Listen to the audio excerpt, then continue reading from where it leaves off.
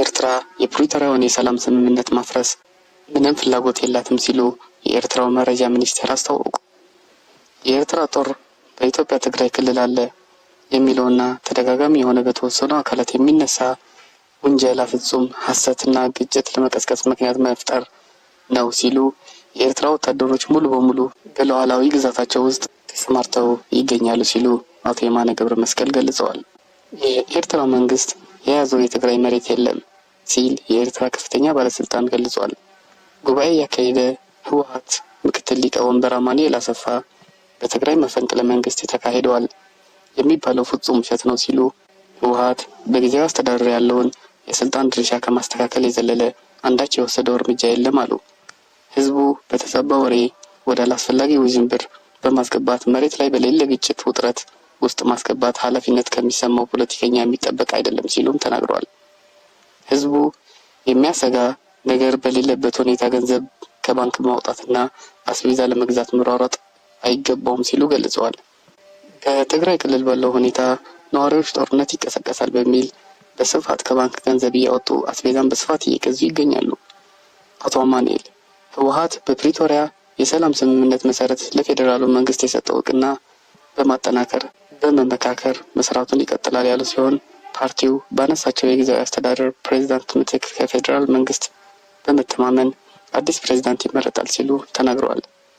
ህወሓት የትግራይ ሰራዊት በሚያሳምን መንገድ ለመበታተን የሚደረግ ሴራ እንጂ ቲዲአር መተግበርን አይቃወምም ያሉት ምክትል ሊቀመንበሩ ፕሬዝዳንት ነበር ሲሉ የጠሯቸው አቶ ጌታቸው ረዳ በከፍተኛ የሰራዊት አመራሮች የወሰዱት እርምጃ በሌለ ስልጣን የተደረገና ተቀባይነት የሌለው ነው ሲሉ አጣጥለውታል። አቶ አማኑኤል የተወሰኑ የህወሓት እንጃዎች ከሻዕቢያ ጋር ግንኙነት አላቸው በሚባል ጉዳይ ከኤርትራ መንግስት ጋር ግንኙነት አላቸው የሚል ወሬ በሬ ወለድ ውሸት ነው ሲሉ መልሰዋል። ከኤርትራ መንግስት ከኢትዮጵያ መንግስት እውቅና ውጪ የሚካሄድ ግንኙነት የለም ሲሉ አክለዋል። በኤርትራ ወታደሮች ቁጥጥር ስር ለሚገኙ የኢትዮጵያ የትግራይ ክልል ቦታዎች ምንም ያሉት ነገር የለም። በተያያዘ የኤርትራ መንግስት የያዘው የትግራይ መሬት የለም ሲሉ አንድ የኤርትራ ከፍተኛ ባለስልጣን ጽፈዋል። ባለስልጣኑ የማነ ገብረ መስቀል ይድረስ ለግጭት ታጣቂዎች በሚል በኤክስ ገጻቸው ባሰፈሩት ጽሑፍ የፕሪቶሪያ የሰላም ስምምነት መተግበርና አለመተግበር የኢትዮጵያ የውስጥ ጉዳይ እንጂ የኤርትራ አይመለከትም ብለዋል። የህወሓት መከፋፈል ኤርትራን አይመለከትም ያሉት ባለስልጣኑ የትግራይ ህዝብ የውስጥ ሰላም እንዲበጠበጥ ኤርትራ ምንም አይነት ፍላጎት የላትም ብለዋል። የተለያየ የፖለቲካ እሳቤ ያላቸው የኢትዮጵያ ፖለቲከኞች የቀይ ባህርን አጀንዳ እንደ አዲስ በማቀጣጠል የአፍሪካ ቀንድን ለሌላ ተጨማሪ ውጥረት ከማስገባት እንዲቆጠቡ በማለትም ባለስልጣኑ በኤክስ ገጻቸው ባሰፈሩት ጽሑፍ አሳስበዋል። ባለስልጣኑ ይህን ይበሉ እንጂ የኤርትራ ሰራዊት በኢትዮጵያ የትግራይ ድንበር አካባቢ በርካታ ቦታዎች ይዞ ይገኛል።